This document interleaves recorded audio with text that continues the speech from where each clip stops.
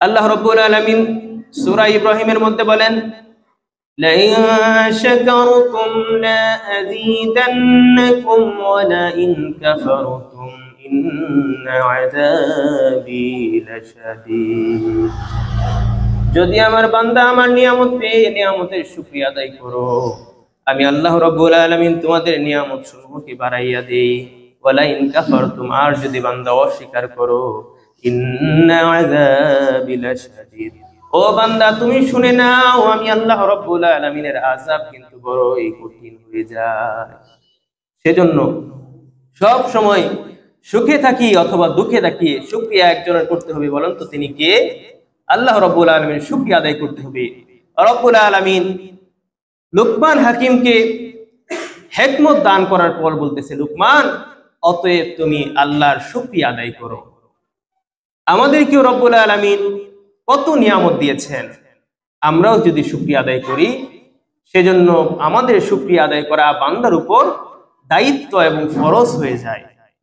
যদি বান্দা শুকরিয়া আদায় না করে, তাহলে এই নিয়ামত যে আল্লাহ তাআলা দিয়েছিলেন, এই নিয়ামতের কিন্তু রব্বুল আলামিনের কাছে হিসাব দিতে হবে। সম্মানিত হাজিরিন, লুকমান হাকিমকে রব্বুল আলামিন হিকমত দান করেছেন, তারপরে বলতেছেন আনিশকুরুলিল্লাহ, লুকমান, অতএব আমি আল্লাহ রব্বুল আলামিনের শুকরিয়া আদায় করো। যদি শুকরিয়া আদায় করো, তাহলে আমি তোমার নিয়ামতকে বাড়িয়ে দেব। সুবহানাল্লাহ। তাফসীরে তাবারীর মধ্যে এসেছে, হযরতে লুকমান হাকিমের কাছে আল্লাহ রাব্বুল আলামিন দুইটি অপশন দিয়েছিলেন, যে লুকমান, তোমাকে দুইটি বিষয় সাজেস্ট করছি, একটি হচ্ছে হিকমত, আরেকটি হচ্ছে নবুয়ত, তুমি কোনটা গ্রহণ করবা? তখন লুকমান হাকিম হিকমতটাকে গ্রহণ করলেন, যার কারণে তিনি হয়ে গেলেন হাকিম। আর যদি নবুয়ত গ্রহণ করতেন, তাহলে তিনি হয়ে যেতেন নবী। তাহলে নবীদের মর্যাদা তো আমরা জানি সব থেকে ঊর্ধ্বে।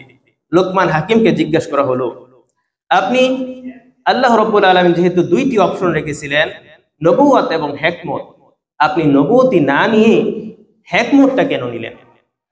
তখন লুকমান হাকিম বললেন, শোনো, আল্লাহ রাব্বুল আলামিন যদি আমাকে নবুয়তি তিনি ফাইনাল করে আমাকে দিতেন, তাহলে তো তিনি আমার কাছে অপশন রাখতেন না, তিনি তো আমাকে নবুয়তি দান করেই দিতেন। যেহেতু আল্লাহ রাব্বুল আলামিন আমার কাছে দুইটি চয়েস দিয়েছেন, দুইটি অপশন দিয়েছেন, সেহেতু আমি যদি এই দায়িত্বটা ইচ্ছাকৃতভাবে নেই, তাহলে দায়িত্বের মধ্যে হয়তো বা গাফলতি চলে আসতে পারে। আর আল্লাহর সাহায্য যদি না পাই, তাহলে আমার কি হবে? আল্লাহ যদি ইচ্ছাকৃতভাবে আমাকে নবুয়তি দান করতেন, তাহলে আমার কোনো আপত্তি থাকতো না। যেহেতু মালিক আমাকে দুইটি অপশন দিয়েছেন, তার মানে আল্লাহ রাব্বুল আলামিন আমাকে পরীক্ষা করতে চান আমি জাতি কোনটি আমি গ্রহণ করি।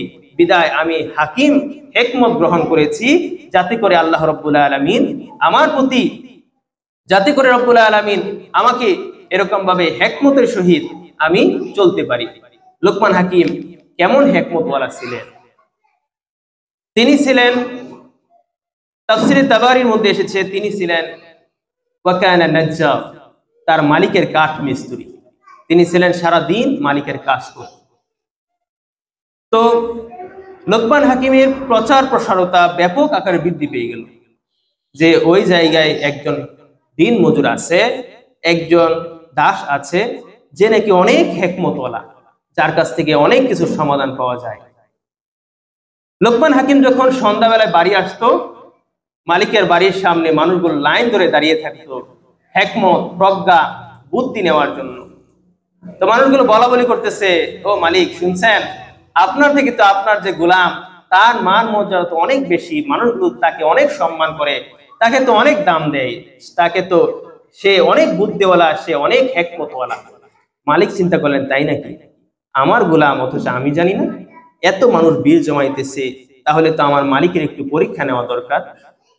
লুকমান হাকিম যখন বাড়ি আসলেন, লুকমান হাকিমকে বলল, লুকমান, মানুষে বলা বলি করতেছে তুমি নাকি বড় হিকমতওয়ালা, তোমাকে নাকি আল্লাহ তাআলা হিকমত দান করেছেন। বলতেছেন যে, হ্যাঁ মালিক, হয়তো আল্লাহ রাব্বুল আলামিন আমাকে হিকমত দান করেছেন, যার কারণে মানুষগুলো আমার কাছে আসে। তো তার মালিক চিন্তা করলেন যে আচ্ছা ঠিক আছে, তাহলে তোমাকে আমি একটু পরীক্ষা করব। বলেন যে আচ্ছা ঠিক আছে, পরীক্ষা করেন। বলতেছে লোকমান, ওই যে দেখতে পাচ্ছ একটি পশু দেখা যায়, ভেড়া দেখা যায়, ওই ভেড়ার কাছে যাও, গিয়ে পশুটা জবাই করে তার যে উৎকৃষ্ট অঙ্গ রয়েছে সেটি আমার কাছে নিয়ে আসো। লোকমান হাকিম চলে গেলেন, জবাই করলেন, পশুটিকে জবাই করে লিসান ওয়াল কলব, জিহ্বা এবং হৃৎপিণ্ড নিয়ে আসলেন। মালিক চিন্তা করলেন, হাই হাই লোকমান, আমি ভেবেছিলাম মগজ আনবা অথবা অন্য কিছু আনবা, কিন্তু তুমি জিহ্বা আর হৃৎপিণ্ড নিয়ে এসেছো। আচ্ছা যাই হোক, এবার তুমি এক কাজ করো, আরেকটি পশু জবাই করো, আর ওখান থেকে নিকৃষ্ট একটি অঙ্গ, নিকৃষ্ট অঙ্গগুলো তুমি নিয়ে আসো। তো লোকমান হাকিম আবার গেলেন, আবার গিয়ে বেড়া জবাই করে লিসান ওয়াল কলব, জিহ্বা এবং কলব নিয়ে আসলেন।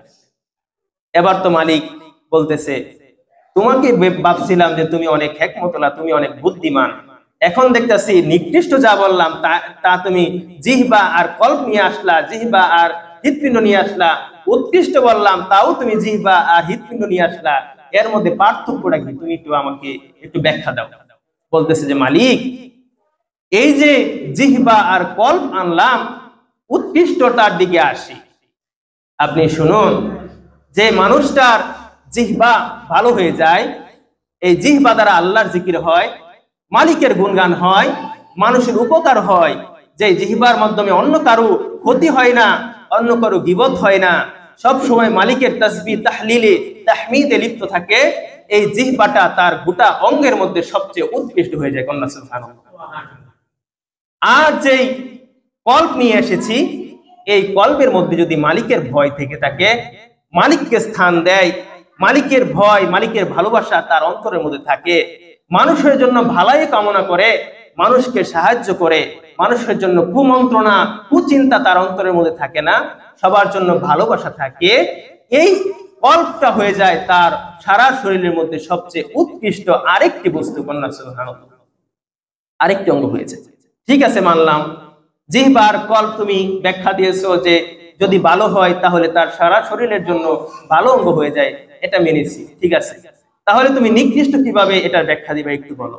বলতেছে মালিক, যার জিহ্বাটা হয়ে যায় অন্য মানুষের কষ্ট দেওয়ার জন্য, যার জিহ্বা দিয়ে মালিকের জিকির হয় না, মালিকের তাসবিহ তাহলিল হয় না, মালিকের শুকরিয়া আদায় হয় না, অন্যকে কষ্ট দেয়, অন্যের গীবত করে, অন্যের পরনিন্দা করে, ও মালিক, এই জিহ্বাটাই তার সারা শরীরের জন্য সব থেকে নিকৃষ্ট অঙ্গ হয়ে যায়। আল্লাহু আকবার। আর যদি তার যে হৃৎপিণ্ডটা রয়েছে, কল্প রয়েছে, এই কল্পের মধ্যে যদি মানুষের প্রতি দয়া না থাকে, পাড়া প্রতিবেশীর প্রতি দয়া না থাকে, তার মালিকের ভালোবাসা না থাকে, বান্দার ভালোবাসা না থাকে, মালিকের ভালোবাসা না থাকে, মালিকের জিকির দ্বারা তার অন্তরটা ঠান্ডা হয় না, ও মালিক শুনেন, তার এই কল্পটা হয়ে যায় সেই সময় গোটা শরীরের মধ্যে সব থেকে নিকৃষ্ট একটি অঙ্গ। সম্মানিত হাজিরিন, তার মানে লোকমান হাকিম এত সুন্দর, এত প্রজ্ঞার সহিত যে ব্যাখ্যা দিয়েছেন, তার মালিক বলতেছে, লোকমান আমাকে এত সুন্দর ব্যাখ্যা দিয়েছে, এই জীবনীতে আর এর থেকে উত্তম ব্যাখ্যা আমি আর কখনোই শুনি নাই। সুবহানাল্লাহ। আল্লাহ রাব্বুল আলামিন লোকমান হাকিমকে এত সুন্দর প্রজ্ঞা, বুদ্ধি, হিকমত দান করেছিলেন। লোকমান হাকিম তার এই দাওয়াতি কার্যক্রম খুবই সুন্দরভাবে পরিচালনা করতেছিলেন।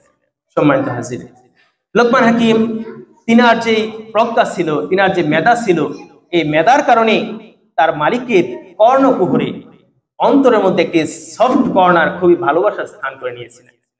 তা সেই জন্য তার মালিক যেই খাবারটাই ভালো তার পরিবেশন হতো তার কাছে, সেই খাবারটা সর্বপ্রথম লোকমানকে খাওয়াইতো, তারপরে সে খাইতো। যদি খাবারটা ভালো হতো তাহলে সে খাইতো, আর যদি লোকমান না খাইতে চাইতো তাহলে সে খাইতো না। একদিন তার বন্ধু একটি তরমুজ দিয়েছিল, এই তরমুজ থেকে লোকমানকে ডাক দিলেন, লোকমান আসো, এই তরমুজ খেতে হবে। লোকমানকে কেটে কেটে তার মালিক তরমুজ দিচ্ছেন, একটি, দুইটি, তিনটি, চারটি করে প্রায় 16টি খণ্ড খেয়ে ফেলল। লোকমান হাকিম খেয়ে ফেলল। এবার আর মাত্র একটি খণ্ড বাকি আছে। এই খণ্ডটি লোকমান হাকিমের মালিকটা তড়িঘড়ি করে নিয়ে বলতেছে, লোকমান তো না জানি এইটাও খেয়ে ফেলে, এটা আমি খেয়ে ফেলি। তার মালিক যখন একটি তরমুজ শুধু মুখটা লাগালো, সাথে সাথে থু করে জুড়ে ফেলে দিল। বলতেছে, লুকমান, আমি তো এটা মুখে নিতে পারতেছি না, এত তিতো, অথচ তুমি এটি সবটুকু কিভাবে খেয়ে ফেললা? বলতেছে যে মালিক, আমি এজন্য এই তরমুজটা খেতে চেয়েছিলাম যাতে করে আমার মালিকের প্রতি, আপনার প্রতি আমার সামান্যতম একটি অভিযোগ না আসে, আপনার প্রতি যেন আমি একটু অকৃতজ্ঞ না হয়ে যায়। কারণ মালিক, আপনি তো আমাকে গত কয়েকটি বছর যাবত অনেক সুস্বাদু ফলমূল, অনেক খাবার খাইয়েছেন। এখন যদি এই তরমুজের কারণে আপনার মনে কষ্ট পান, তাহলে তো আমার এটা অকৃতজ্ঞ হয়ে যাবে। আমি চাই নাই যে আমার মালিক একটি খণ্ড তরমুজ খেয়ে কষ্ট পাক, একটি খণ্ড তরমুজ খেয়ে সে বুঝতে পারুক এই তরমুজটা ভালো না। মূলত আমি চেয়েছিলাম আমার মালিক যাতে এটিও না বুঝতে পারে। সম্মানিত হাজিরিন, লোকমান হাকিম এত বুদ্ধি, এত হিকমতের পরিচয় দিয়েছিলেন, যার ব্যাপারে আল্লাহ রাব্বুল আলামিন এই কোরআনুল কারীমের আয়াত নাজিল করে দিয়েছেন। কোরআনুল কারীমের মধ্যে আল্লাহ রাব্বুল আলামিন একটা সূরা নাজিল করে দিয়েছেন। যাই হোক, লোকমান হাকিমের আরো অনেকটি হিকমতের পরিচয় আছে। একদিন তিনি একটা সফরে যাচ্ছিলেন। সফরে যাওয়ার পথে এক নৌকার মধ্যে দেখতে পেলেন যে একটি বাচ্চা কান্নাকাটি করতেছে। কেউ থামাতে পারে না, তার বাবাও থামাতে পারে না, কোন মানুষ থামাতে পারে না। তখন অসহ্য হয়ে মানুষ বলতেছে, এই বাচ্চাটা থামাও না, কান্নাকাটি করতেছে, একটু থামাও না। মানুষগুলো থামাতে পারতেছে না, কি করা যায়? এবার লোকমান হাকিম ওই লোকটিকে দেখে বললেন, ভাই, আমার কাছে কি দিবেন, আপনার বাচ্চার কান্নাটা থামিয়ে দেই। বাবা চিন্তা করলো, ঠিক আছে, যেহেতু আমরা থামাতে পারলাম না, যদি এই লোকটা থামাতে পারে তাহলে তার কাছে দেই। তার কাছে যখন দিল, লোকমান হাকিম তার শরীরটা, তার হাতটা শক্ত করে চেপে ধরে, বাচ্চার হাতটা শক্ত করে চেপে ধরে ওই নদীর মধ্যে চুবাই ধরছে। এই তো বাচ্চার সমানে কান্নাকাটি করতেছে, এখন যখন চুবাইয়া ধরছে আরো কান্নাকাটি শুরু করছে। কান্নার পাওয়ার তো, কান্নার স্কেল তো আরো বেড়ে গেছে। সবাই চিন্তা করলো, আরে তাড়াতাড়ি তুলসী, এটা তো মেরে ফেলবো। এরকম ভাবে এমনি কান্না করতেছে, আবার চুবাইয়া ধরছে। কারণ যখন চুবাইয়া ধরার পরে কিছুক্ষণ পর আবার তার বাবার কুলে দেওয়া হলো, সাথে সাথে কান্না থেমে গেল। সবাই অবাক, হাই হাই, লোকমান, আপনি এটা কি কাজ করলেন? এমনি তো কাঁদতে ছিল, আবার চুবাইয়া ধরলেন, আরো বেশি কান্না শুরু করলো, তুললেন, এখন আর কান্নাকাটি করে না। এটা আপনি কি এমন হিকমত করেছেন? বলতেছে যে, শুনুন, আপনার বাচ্চাটা হয়তো সর্বপ্রথম এই নৌকার মধ্যে উঠেছে। নৌকা যখন মৃদু হেলে দুলে যাচ্ছিল, হেলতেছিল বাতাসের কারণে, তখন আপনার বাচ্চাটি ভয় পেয়েছিল। এখন যখন আমি তাকে শক্ত করে হাতটা চেপে চুবাইছি, তখন সে চিন্তা করলো, হাই হাই, আমি আগে সেই জায়গায় ছিলাম সেখানেই ভালো ছিলাম, এখন যদি আবার কান্নাকাটি করি তাহলে তো বেটা আবার আমার চুবাই দেবে। এখন সাথে সাথে সে কান্না থামিয়ে দিল। লোকমান হাকিম এত প্রজ্ঞা, এত বুদ্ধি, এত হিকমতের পরিচয় দিয়েছিলেন, তার হিকমতের কার্যক্রম এমনই ভাবে চালিয়ে যাইতেছিলেন। তবে হিকমত কাকে বলে এ সম্পর্কে আমরা অনেকেই অগোছালো ভাবে আমাদের কাছে অস্পষ্ট ধারণা আছে। হিকমত আমরা অনেকেই মনে করি যে হিকমত মনে হয় সত্যকে গোপন করার নাম হিকমত। অনেকে আপনার এই হিকমত শব্দটার সাথে পরিচিত, যেমন বলা হয় যে, বা একটু হিকমতের সহিত কথাটা বললেন, হিকমতের সহিত কাজটা করেন, বলে কিনা? বলে। হিকমত আমরা মনে করি অনেকেই সমাজের মধ্যে ভুল ধারণা দেয় যে হিকমত মনে হয় সত্যকে গোপন করা, সত্যকে ধামাচাপা দেওয়ার নাম হিকমত। খতিব সাহেব সত্য কথা বলে না, যদি তার চাকরি চলে যায়। এরকম ভাবে মাদ্রাসার মুহতামিম সত্য কথা, অন্যায়ের প্রতিবাদ করে না, মাদ্রাসার টিকানোর ভয়ে, এটাকে সে নাম দিয়েছে হিকমত। অথচ যেই হিকমত আমার আপনার নবীজি সাল্লাল্লাহু আলাইহি ওয়াসাল্লামের সাহাবীদেরকে জিহাদের ময়দানের মধ্যে পাঠাতে বাধ্য করেছে, সেই হিকমত সত্যকে গোপন করার নাম হিকমত নয়, বরং সত্যকে কৌশলে প্রকাশ করার নামই হচ্ছে হিকমত। হিকমত মানে হচ্ছে বুদ্ধি, প্রজ্ঞা, যা আপনি সত্যকে প্রকাশ করবেন, তবে কৌশলের মাধ্যমে, বুদ্ধির মাধ্যমে। তো লোকমান হাকিম তার হিকমতি এই কার্যক্রম তিনি সমানে খুবই সুষ্ঠু এবং শান্ত শৃঙ্খলার ভাবে চালিয়ে যাচ্ছিলেন। তার সন্তানদেরকে লোকমান হাকিম সূরা লোকমানের ভিতর 10টি বড় বড় উপদেশ দিয়েছিলেন, যা আমাদের বাস্তবিক জীবনে আমাদের সন্তানদের জন্য খুবই কার্যকরী পদক্ষেপ নিবে। যেই 10টি পদক্ষেপ, যেই 10টি হিকমত, যেই 10টি প্রজ্ঞা উপদেশ কোরআনুল কারীমের মধ্যে আল্লাহ রাব্বুল আলামিন কোট করে দিয়েছেন, সেই 10টি বিষয় সম্পর্কে আমরা ধারাবাহিকভাবে আগামী জুমায় কথা বলবো ইনশাআল্লাহ তাআলা। আল্লাহ রাব্বুল আলামিন আমাদের সকলকে বাস্তব জীবনে উক্ত কথাগুলোর উপর আমি সহ আমাদের সকলকে আমল করার তৌফিক দান করুক। আমরা বলি আমিন।